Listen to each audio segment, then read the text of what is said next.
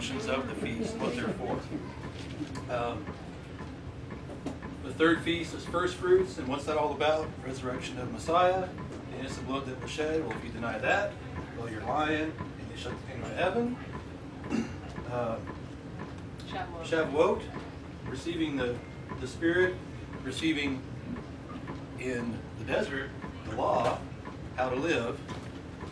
After Yeshua died, when they received the Spirit in the book of Acts, well, submitting to what God says rather than trying to do it yourself, trying to earn your way there. The Feast of Trumpets, again, making it look good on the outside, and feet brushing in the evil. And what I like to think about with Feast of Trumpets is we're waiting for that day when that trumpet's blown, waiting patiently, we're persevering. Well, if we just kind of go off and do our own thing, we're going to totally miss that trumpet and thereby kind of go back. Sorry, did you say we had to wait patiently? Patience, yes. It's a bad word sometimes, but we have to do if it. you No, die it's a good yourself, word. it's a piece of cake. Patience, Yeah, there you go. Patience produces It's a virtue. certain virtues. Absolutely. Day of Atonement, when a lot of people traditionally dress up in white, which I personally don't really like that idea because of this thing right here, whitewashing of the tombs. They kind of just, something doesn't quite sit right with me. See, I'm holy. Just me. That's just me. But a false witness pours out lies. Well, who stands at the throne accusing the brethren? Satan. Satan. Who stands there interceding for us? So, Yeshua. yeah, one team or the other. You mean know? that spirit of that angel of light? Mhm. Masquerading as an angel of light, exactly. And then Sukkot. What's Sukkot all about? Together, unity, celebrating. What's this all about?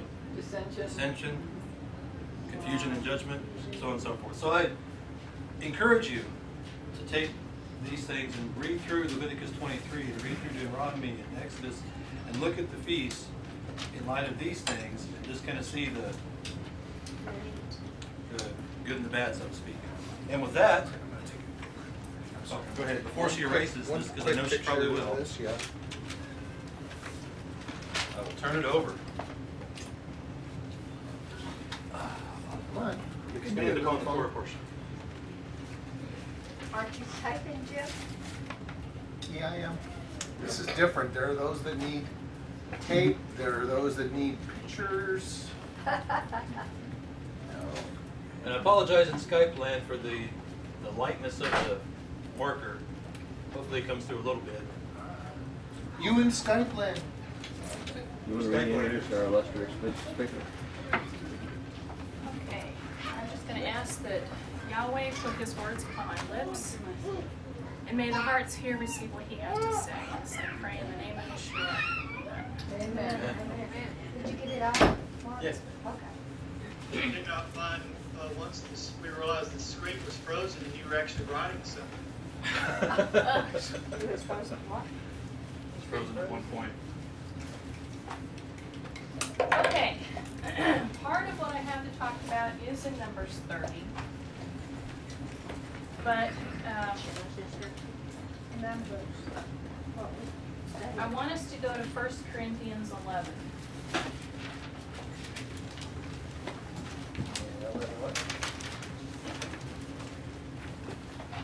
Okay, which marker worked? Brown one kind of worked some for a while. Purple didn't work much. I used the brown one more than She said Genesis, Corinthians, 1 Corinthians 11. First Corinthians.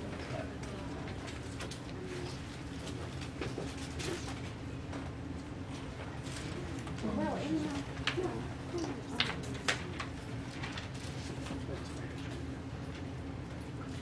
Okay. I'm going to read this first. I praise you for remembering me in everything and for holding to the teachings just as I pass them on to you. Now I want you to realize that the head of every man is Messiah, and the head of every woman is man, and the head of Messiah is God. Every man who prays or prophesies with his head covered dishonors his head, and every woman who prays or prophesies with her head uncovered dishonors her head. It is just as though her head were shaved. If a woman does not cover her head, she should have her hair cut off. And if it's a disgrace for a woman to have her hair cut or shaved off, she should cover her head. A man ought not to cover his head, since he is the image and glory of God, but the woman is the glory of man. For man did not come from woman, but woman from man. Neither was man created for woman, but woman for man. For this reason, and because of the angels, the woman ought to have a sign of authority on her head. In Messiah, however, woman is not independent of man, nor is man independent of woman. For as woman came from man, so also man is born of woman. But everything comes from God. Judge for yourselves. Is it proper for a woman to pray to God with her head uncovered? Does not the very nature of things teach you that if a man has long hair, it is disgrace to him? But if a woman has long hair, it is her glory, for long hair is given to her as a covering. If anyone wants to be contentious about this, we have no other practice, nor do the churches of Messiah. Okay. The longest time I didn't understand. I understood culturally what was going on here. So we're going to go through what is culturally going on through here, but we know that in the physical we can learn spiritual as well. So I believe that Paul was also addressing something spiritual. And the connection to me was made when I think last year, when I read through and I got to Numbers 30, and it talked about if a woman makes a vow, but her covering annuls it, that she does not have to keep it. But a man has to keep his vow, and a woman or a divorced woman or a widow has to keep her vow. Why? She has no covering. Okay? So, culturally, Is Yeshua not our covering? Yep. Physical covering. But that's He's actually what's represented by her, our covering. by Right. hair. Okay, culturally, who is Paul addressing?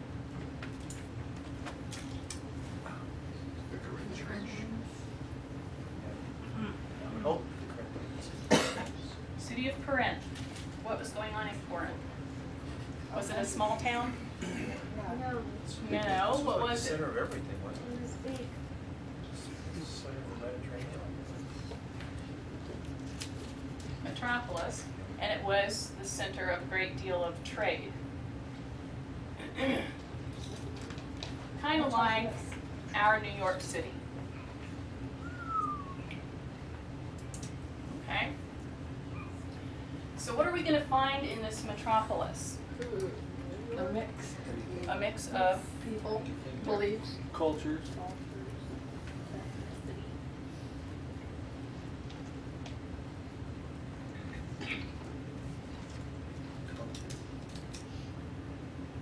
okay. Probably some great restaurants.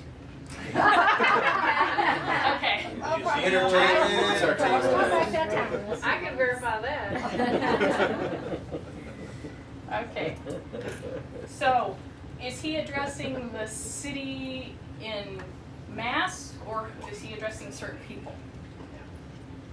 Well, this is the believers. The believers. Okay, so he's addressing the believers, who is made up of mostly Jews.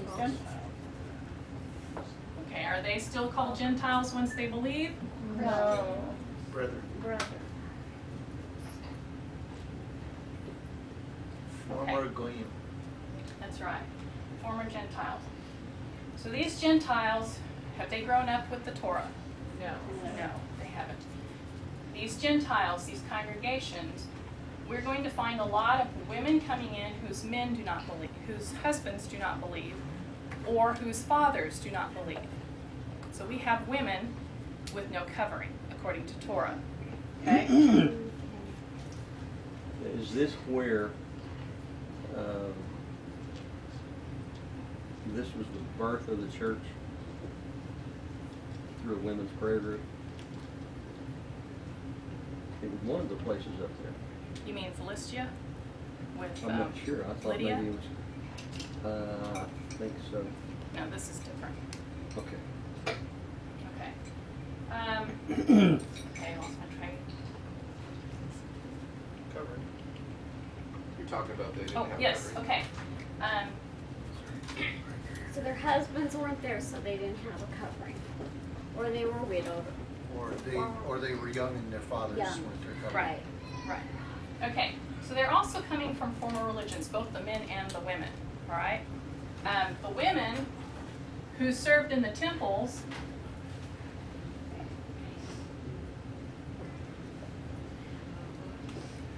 were bald, Wow. okay? It was part of their, Tradition. well, part of their Was it look. distinction? I always envisioned long hair. They were No. bald. But that was how they distinguished. That's what's on TV, because I guess it was more That attractive. was how they distinguished themselves. It's about the pagans, obviously, right? Yeah, this was the pagans, okay? Would you Okay. explain to me about the temple prostitutes? Say that again? Explain to me, you said the women that serve in the temple were prostitutes? In the temples, yes. Pagan. The pagan Pagans. temples. This is Corinth. So the temples found in Corinth. They were prostitutes and they were bald. I have a question on it. I think maybe it's kind of where Shirley's going. What was the why did they have prostitutes? I mean, did they bring money into the church? Okay. Yeah. So that, I can And they did it right there.